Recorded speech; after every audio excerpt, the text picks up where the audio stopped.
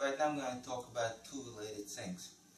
Now, two questions that come up. Question one, how come you always have strength exercises together with flexibility exercise in all the DVDs? And question number two, if you get very flexible, aren't you going to injure yourself? Well, those questions are related. How? Because when you work on your flexibility, you have to work on your strengths.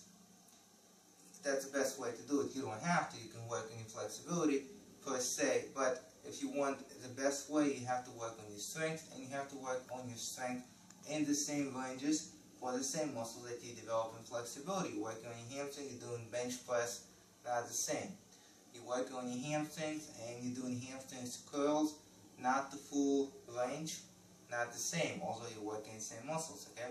And there's multiple hamstrings, so it depends which hamstring we're isolating, so that also makes a difference. So there's three main reasons why to do strength together with flexibility, especially very related strength and flexibility. Number one, protection. You go into deep lunges, you protect your muscles when you develop strength there. You don't develop strength there, you risk injury. And that's why a lot of people say, well, I stretch, I became very flexible, I injured myself. Well, you know, any object, including a book, can severely hurt your toes if you drop it. You know, the same thing. Stretching can be dangerous, you know, if you take it out of context. So, protection. That is number one.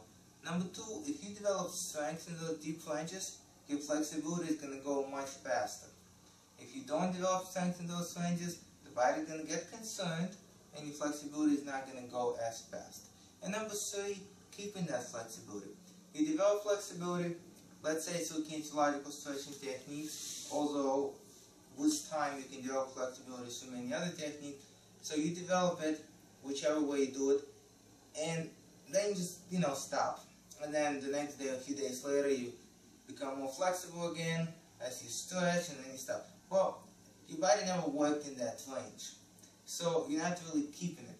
But if you develop that range, you start working in that range, your body becomes comfortable, so now you're keeping it. So those three things: protection, faster flexibility gains, and maintenance of that flexibility. Those are the three reasons to do the strength training together with flexibility. It's very simplified, but it covers the main points. I'm Paul. Thank you.